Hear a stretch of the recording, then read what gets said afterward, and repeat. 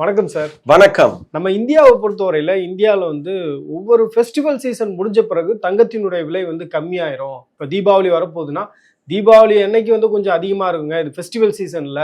Festival season முடிஞ்சதுக்கு பிறகு தங்கம் விலை குறைஞ்சிரும் அப்படின்ற ஒரு சிந்தனைன்றது இருக்கு. இப்போ ரீசெண்ட் டேஸில் பார்த்தோம் அப்படின்னா ஃபெஸ்டிவல் எதையுமே தங்கம் பொருட்படுத்தவே இல்லை. தங்கத்தினுடைய விலை ஒவ்வொரு நாளும் உயர்ந்துட்டு இருக்கிறத பார்க்க முடியுது.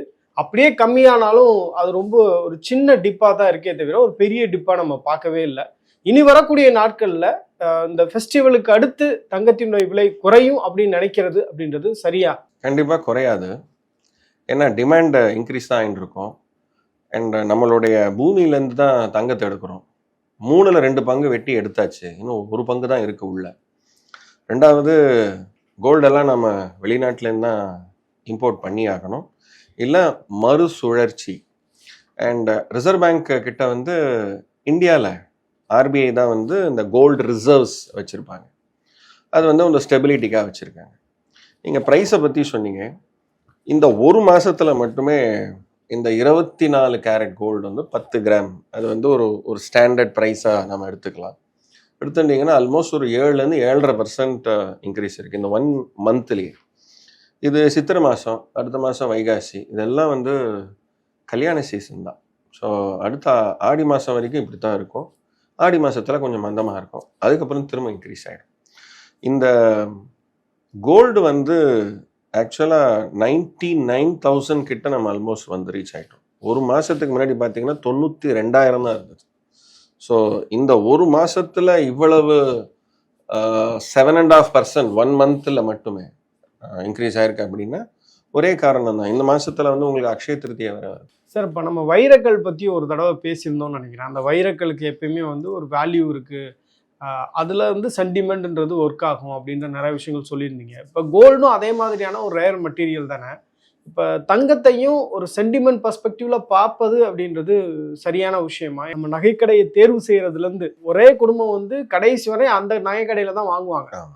எல்லா நகைக்கடையிலையும் அங்கே ஆஃபர் 500 ரூபா கம்மியாக தர்றாங்கன்றதுனால அப்படியெல்லாம் டீவியேட் ஆகி போகிறது கிடையாது. அதனால தான் நகைக்கடை விளம்பரங்கள் ரொம்ப கஷ்டப்படுறாங்க. தங்கத்தை எப்படி பார்த்து வாங்கணும், சென்டிமெண்ட்டாக பார்த்து வாங்குறது தான் நல்லதா, இல்லை நம்ம ஒரு இன்வெஸ்ட்மெண்ட் டூலாக தான் பார்க்கணுமா? தங்கம் எப்போவுமே மகாலட்சுமிக்கு ஈக்குவலண்ட். ஓகே, ஸோ தங்கம் எப்போவுமே கடவுளுக்கு சமானம். ஸோ அதனால தான் நீங்கள் சொல்கிற அந்த சென்டிமெண்ட் வேல்யூ இருக்காது. இந்த அக்ஷய திருத்தியை அன்னைக்கு அந்த சென்டிமெண்ட்டை ஏன் ஒர்க் அவுட் ஆகுது அப்படின்னா, அது மகாலட்சுமியோட அவதாரமாக அந்த ஒரு கிராம் கோல்டை எல்லாரும் பார்க்குறாங்க. ஸோ எனக்கு ஒரு அதிர்ஷ்டம் கிடைக்கணும், செழிப்பு எனக்கு வரணும், ஸோ அம்பாளோட கருணை எனக்கு வேணும், ஸோ மகாலட்சுமி அம்மா எனக்கு மல்டிப்ளை ஆகணும் அப்படின்னு ஒரு அந்த சென்டிமெண்ட் வேல்யூ தான் இன்னைக்கு இந்த அக்ஷய திருத்தி அப்படிங்கிற இந்த தேதியோட வெற்றிக்கு காரணமே. ஸோ அந்த சென்டிமெண்ட் வேல்யூ எப்போவுமே கோல்டோட ஃபண்டமெண்டல் வேல்யூன்னு சொல்லலாம். ஸோ இன்னைக்கு கோல்டுக்கு வேல்யூ இருக்குங்கிறதுக்கு காரணமே பல காரணம். அதில் சென்டிமெண்ட் வேல்யூ ஒன்று. நீங்கள் என்னத்தான் இன்னைக்கு ப்ரைஸ் 99,270 ரூபா இருந்தாலும் மக்கள் அதில் வாங்கிறதுக்கு விருப்பம் சொல்கிறதுக்கு காரணம் இதுதான். ஸோ அதில் மாற்று கருத்து இல்லை. அக்ஷய திருதியை பொறுத்தவரையில் அக்ஷய திருதி வருது அப்படின்னாலே பெரிய டாக் சொசைட்டியில் இருக்கும். நிறைய ஆஃபர்ஸ் எல்லாம் அனௌன்ஸ் பண்ணுவாங்க. அந்த நேரத்தில் ஒரு சர்ஜ் அதிகமாக இருக்கும், ஏன்னா டிமாண்ட் அதிகமாக இருக்குல்ல. நிறைய பேர் அந்த நல்ல நாளில் எப்படியாவது நம்ம ஒரு தங்கம் வாங்கிடணும் அப்படின்னு நினச்சி வாங்க போவாங்க. ஸோ அதனால அதிகமான ஒரு டாக் இருக்கும். பட் இப்போ ரீசெண்ட் டேஸாக பார்த்தோம் அப்படின்னா என்னதான் தங்கத்தினுடைய விலை உயர்ந்திருந்தாலும் பார்த்தீங்கன்னா யாரும் பெரிய அளவில் தங்கத்தை வாங்கணுன்ற ஒரு முயற்சியிலையும் ஈடுபடாத மாதிரி இருக்கு. நிறைய நகைக்கடைகள்ல நேற்று ஒரு ரியாலிட்டி செக்காக போயிருந்தோம், பெரிய அளவில் கூட்டமே இல்லையே. அதுக்கு என்ன காரணம்? இல்லை, இன்னைக்கு நெசசிட்டி எங்கே இருக்கோ அங்கே தான் இருக்கு அப்படிங்கிற ஒரு மனப்பான்மைக்கு வந்துட்டாங்க. ரெண்டாவது, இந்த அக்ஷய திருத்தியில ஒரு நல்ல விஷயம் செய்யணும். அது கோல்டு தான் அப்படிங்கிறது ஒரு வியாபார நோக்கம். ஏன்னா இத்தனை ஒரு 10 வருஷமா மக்களும் பார்த்துட்டாங்க. அண்ட் கோல்டோட ப்ரைஸ் இன்னைக்கு நான் 1 கிராம் வாங்குறேன், 2 கிராம் வாங்குறேன், இது ஒரு சாங்கியத்துக்காக வாங்கி வச்சுக்கலாம் அப்படின்லாம் மக்கள் இல்லை நான் எப்போனா வாங்கிக்கிறேன் அப்படிங்கிற ஒரு மனப்பாங்குக்கு வந்துட்டாங்க.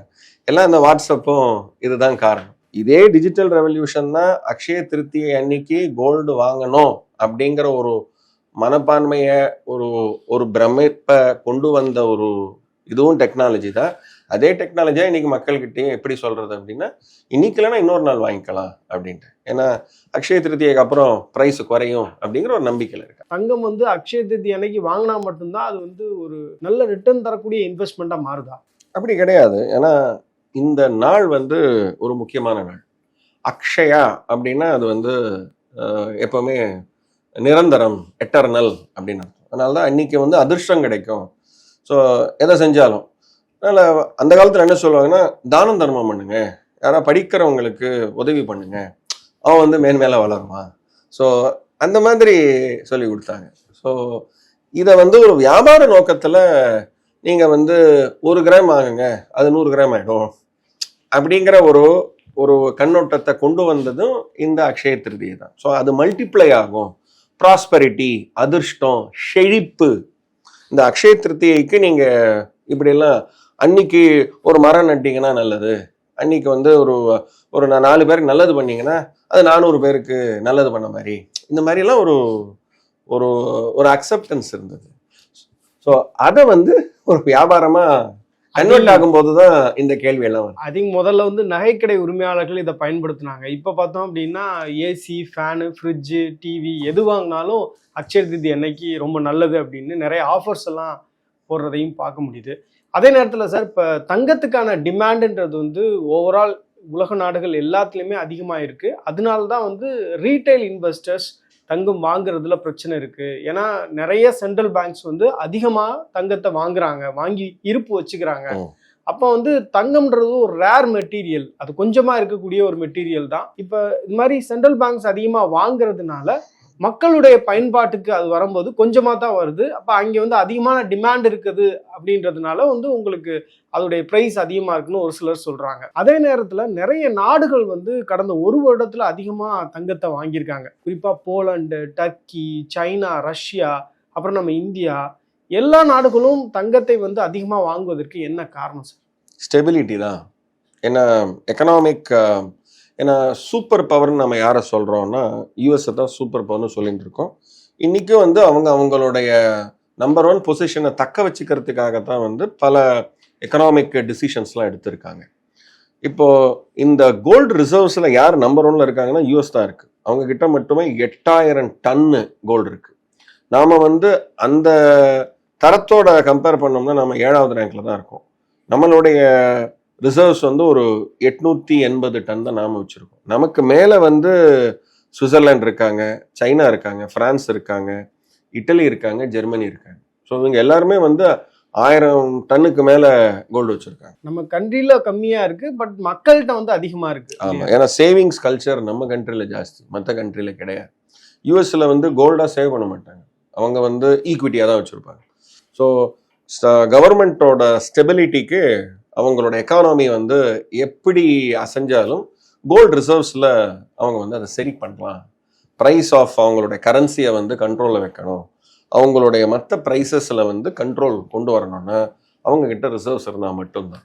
சார், இப்போ தங்கத்தை வந்து ஹெட்ஜ் மெட்டீரியலாகவும் பயன்படுத்துகிறாங்கல்ல, அது எப்படி?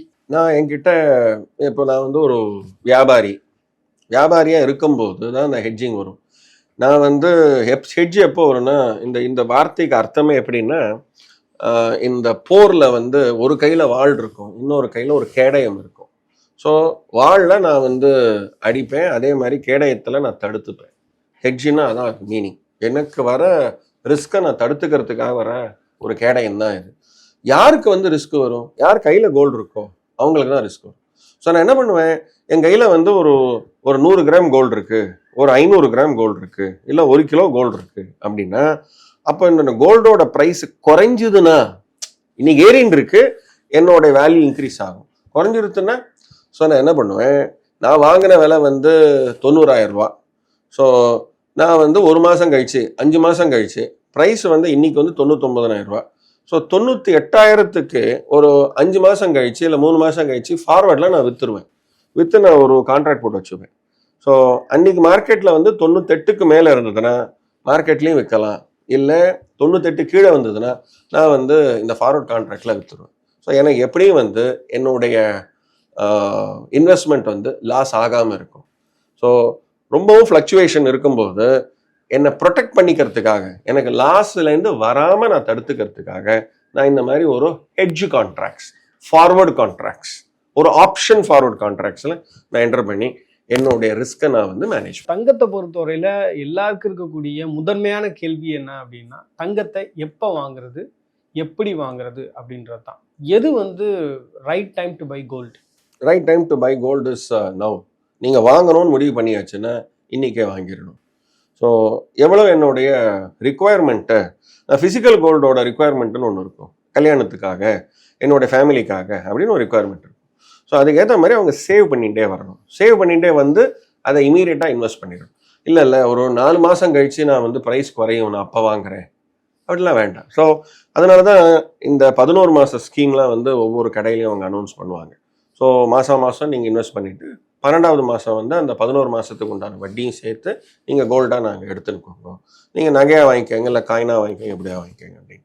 ஸோ கோல்டு வாங்கணும் அப்படின்னு முடிவு பண்ணிட்டாங்கன்னா நீங்கள் 10 கிராமா இல்லை 100 கிராமா வாங்கணும்னு முடிவு பண்ணினா சேவ் பண்ண ஆரம்பிச்சிருங்க, வாங்க ஆரம்பிச்சிருங்க. எல்லா முதலீட்டையும் தங்கத்திலே போடுறது அப்படின்றது ஒரு சரியான அப்ரோச்சா? இல்லை. ஏன்னா நம்ம வாரன் பஃபே அவர் வந்து ஒரு இன்வெஸ்ட்மெண்ட் குரு. அவர் என்ன சொல்கிறாரு, எல்லா முட்டையும் ஒரே பேஸ்கெட்டில் போடாதீங்க, அது வந்து ஒன்று உடஞ்சதுன்னா எல்லாமே உடையும் அப்படின்ட்டு. இந்த ப்ரைஸ் ஃபால் எப்போவுமே இந்த ஃப்ளக்சுவேஷன் இருக்கும். கோல்டு வந்து மேலேயும் போகும் கீழேயும் போகும். அது டிபெண்டிங் அப்போ அந்த டிமாண்ட் அண்ட் சப்ளை தான். ஆனால் மொத்தமாக கீழே போகாது, இறங்கி ஏறும், இறங்கி ஏறும், இறங்கி ஏறும். நம்மளோட ரிக்குவயர்மெண்ட் எப்போ இருக்குன்னு சொல்ல முடியாது. ஸோ கோல்டு நீங்கள் ஏன் வந்து கோல்டில் இன்வெஸ்ட் பண்ணுறீங்க, உங்களுக்கு தேவையான சில நகைகளுக்காக வச்சுப்பீங்க. இன்வெஸ்ட்மெண்ட்டாக நீங்கள் வச்சுக்கிறீங்க அப்படின்னா அப்போது நீங்கள் எப்போ வேணாலும் அதை லிக்விடேட் பண்ணணும். ஏன்னா ஹை லிக்விடிட்டி இருக்கிற ஒரு பொருள் தான் வந்து கோல்டு. ஸோ அப்போது நீங்கள் உங்களுடைய ரிக்குவயர்மெண்ட் என்ன, உங்களுடைய அப்ஜெக்டிவ் என்ன, உங்களுடைய தேவைகள் என்ன. என் பையனுடைய படிப்புக்கு தேவைப்படும், அவன் வெளிநாடு போகிறான், ஸோ வெளிநாடு போனால் அவனுக்கு 25 லட்ச ரூபா 50 லட்ச ரூபா செலவாகும், அப்போ அடுத்த 3 வருஷத்தில் எனக்கு தேவைப்படும். நான் அப்போது இது வந்து ஆல்ரெடி ஒரு 14% 15% ரேட்டில் க்ரோ ஆகுது. ஸோ நான் இப்போலேருந்தே நான் கோல்டை நான் வாங்கி வச்சுக்கிறேன். கரெக்டாக அந்த டைமில் நான் எக்ஸிட் ஆகிறேன். எக்ஸிட் ஆகும்போது ப்ராஃபிட்டும் வரும், அதுக்கு உண்டான கேபிட்டல் கெயின்ஸும் அவங்க கட்டணும். வாங்கும்போது கோல்டாக வாங்கினீங்கன்னா அதுக்கு 3% ஜிஎஸ்டி வேறு அவங்க கட்டணும். அந்த ஜிஎஸ்டிக்கு வந்து அவங்களுக்கு வந்து இன்புட் டேக்ஸ்லாம் கிடைக்கும். சார் இப்போ ஒரு சினாரியோ எடுத்துப்போம், நான் வந்து இம்மீடியட்டாக கோல்டு வாங்கணும்னு அவசியம் இல்லை, பட் எனக்கு வந்து ஒரு 5 monthsல வந்து ஒரு கோல்டுக்கான தேவை அப்படின்றது இருக்குன்னு வச்சுக்கோங்களேன். இன்னைக்கு இருக்கக்கூடிய பொலிட்டிக்கல் சுச்சுவேஷன்ஸ் எல்லாத்தையுமே நம்ம பார்க்குறோம். ட்ரம்ப் வந்து ஒரு 90 days பாஸ்ன்றது கொடுத்துருக்காரு. அதுக்கு பிறகு என்ன மாதிரியான முடிவுகள் எடுக்க போறாரு அப்படின்றது தெரியல. என்னென்ன காரணங்களுக்காக தங்கத்தினுடைய விலை வந்து உயரும், அதே நேரத்தில் என்னென்ன காரணங்கள் இருந்தால் தங்கத்தினுடைய விலை வந்து குறைய வாய்ப்பு இருக்கு? இந்த ஸ்டெபிலிட்டி கொண்டு வரத்துக்காகத்தான். ஏன்னா வேர்ல்டு ப்ரைஸஸ் பேஸ் பண்ணி இப்போ ஆக்சுவலாக பார்த்தீங்கன்னா கோல்டு ப்ரைஸஸ் வந்து வேர்ல்டில் வந்து ஆக்சுவலாக டர்மாயில் இருக்கிறதுனால ஃப்ளக்சுவேஷன் ஜாஸ்தியாக இருக்குது. இந்தியாவில் இருக்கிற அந்த கோல்டு ப்ரைஸஸில் ஸ்டெபிலிட்டி இருக்குது. ஸோ வெளிநாட்டில் இருக்கிற கோல்டு ப்ரைஸஸ்க்கும் இந்தியாவில் இருக்கிற ப்ரைஸஸ்க்கும் டிஃப்ரென்ஸ் இருக்குது. நம்பர் 1. நம்பர் 2, நீங்கள் ஒரு 5 மாதம் கழிச்சு எனக்கு ஒரு 100 கிராம் வீட்டில் கல்யாணம் இருக்குது, ரிக்குவயர்மெண்ட் இருக்குது அப்படின்னா ஸ்ப்ரெட் பண்ணி உங்களுடைய சேவிங்ஸ் எல்லாம் வந்து எப்பப்பெல்லாம் சேனலைஸ் பண்ண முடியுமோ அப்பப்பெல்லாம் வந்து நீங்கள் இன்வெஸ்ட் பண்ணுறது தான் வந்து ஐடியல். இது ப்ரைஸுக்காக வெயிட் பண்ணி இது குறையும் இல்லை இன்க்ரீஸ் ஆகிட்டே இருக்குது, அதனால் நான் லாஸை குறைக்கிறதுக்காக நான் வந்து சீக்கிரம் வாங்கணும் அப்படிங்கிற ஸ்ட்ராட்டஜிக்குள்ளே போகாதீங்க. இது லாங் டேர்மாக ஒரு 12 மாதம் 2 வருஷம் நீங்கள் வந்து ஹோல்டு பண்ண போகிறீங்க கோல்டை, அப்போ அதை பற்றி கொஞ்சம் யோசிக்கலாம்.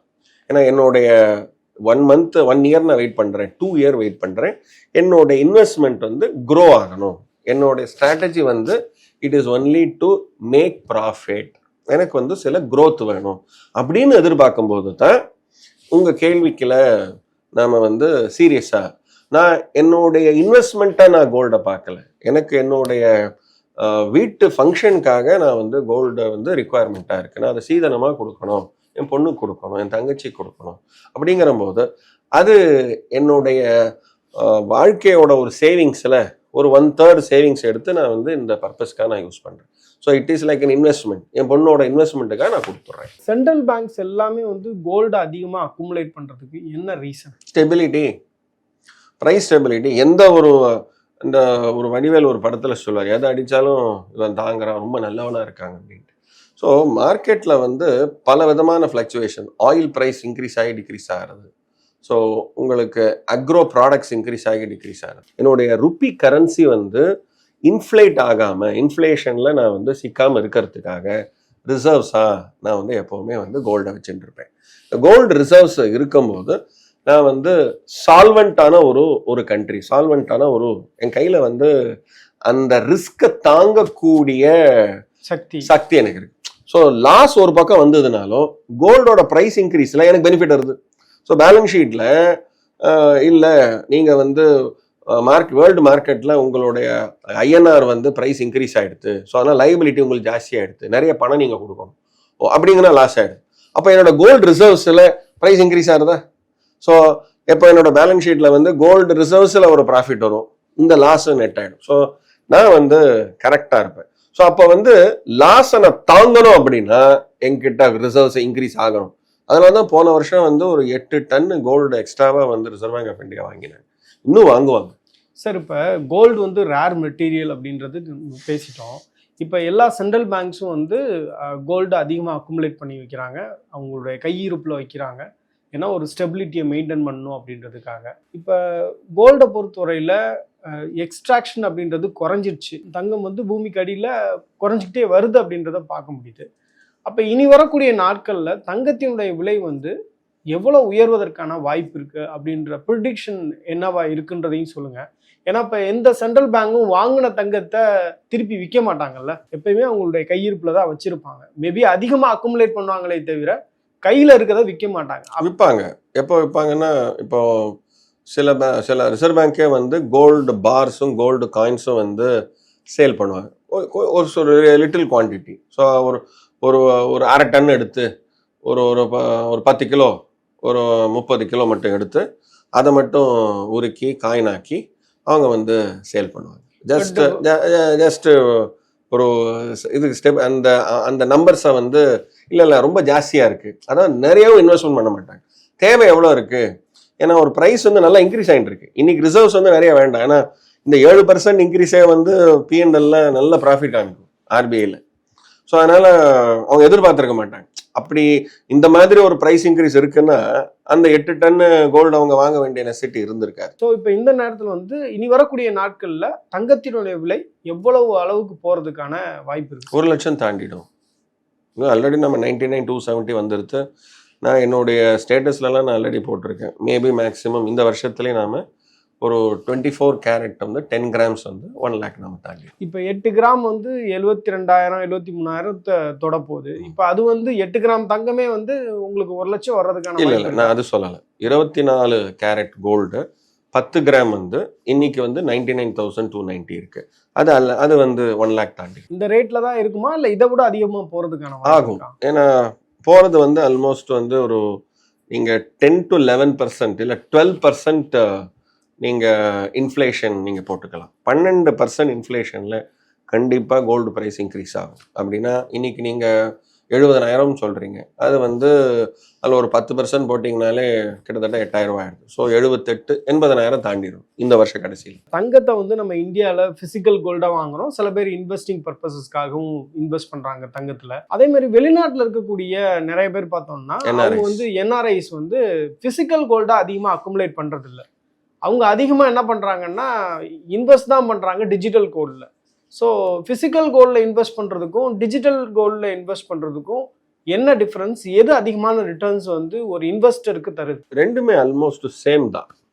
என்ன, நீங்கள் ஃபிசிக்கல் கோல்டு வச்சுருந்தீங்கன்னா சேஃப்டியாக நீங்கள் அதை வச்சுட்டு இருக்கணும். ஸோ வாங்கும்போது ஜிஎஸ்டி கட்டணும், அண்ட் விற்கும்போது உங்களுக்கு கேபிட்டல் கெயின்ஸ் வரும். ஸோ இது ரெண்டுமே இருக்கும். ஸோ இது முக்கியமானவன். இதே மியூச்சுவல் ஃபண்டாக வச்சுருந்தீங்கன்னா உங்ககிட்ட பணத்தை வாங்கி அவங்க அதே கோல்டில் தான் இன்வெஸ்ட் பண்ண போகிறாங்க. கோல்டு மியூச்சுவல் ஃபண்டுனாலும் நீங்கள் கோல்டு வச்சுட்டு இருக்க மாதிரி நீங்கள் யூனிட் தான் வச்சுருப்பீங்க. ஆனால் மியூச்சுவல் ஃபண்ட் வந்து அவங்க கோல்டில் தான் இன்வெஸ்ட் பண்ணாங்க. ஃபிசிக்கல் கோல்டாக கோல்டு மேனுஃபேக்சரிங் கம்பெனிஸு இல்லை இந்த மைனிங் கம்பெனி அவங்களோட ஈக்விட்டி ஷேர்ஸ் வச்சுருப்பாங்க. அதே மாதிரி இந்த எக்ஸ்சேஞ்ச் ட்ரேடட் ஃபண்ட்ஸ்னு பேர். ஸோ அதுவும் கோல்டு ஃபண்ட்ஸ் தான். ஸோ அதுலேயும் அவங்க இன்வெஸ்ட் பண்ணுவாங்க. ஸோ இதனுடைய கியூமுலேட்டிவ் ரிட்டர்ன்ஸ் தான் அந்த இன்வெஸ்டாருக்கு வந்து ரிட்டர்னாக போகுது. ஸோ பேசிக்கலாக எப்படி கோல்டோட ரேட் ஆஃப் ரிட்டர்ன் இருக்கோ அதே ரேட் ஆஃப் ரிட்டர்ன் தான் வந்து அவருங்க இந்த யூனிட்டாக வச்சுட்டு இருந்தாலும் கிடைக்க போகுது. என்ன ஒரே ஒரு அட்வான்டேஜ், அவங்க வந்து சேஃப்டியை பற்றி கவலைப்பட வேண்டாம். பேங்க்லேருந்து டெபிட் ஆகும், ஸ்ட்ரெயிட்டாக டிமேட் அக்கௌண்ட்டுக்கு வரும், ரேட் இன்க்ரீஸ் ஆகிடும். நிறைய விஷயங்கள் தங்கத்தை பற்றி பேசியிருக்கோம் சார். ரொம்ப நன்றி. நன்றி, வணக்கம். மேலும் ஈடி தமிழ் சேனல்ல வரப்போகும் பிசினஸ் மற்றும் அது ரிலேட்டடான வீடியோவை பார்க்க உடனே கீழே இருக்க சப்ஸ்கிரைப் பட்டனை கிளிக் பண்ணுங்க.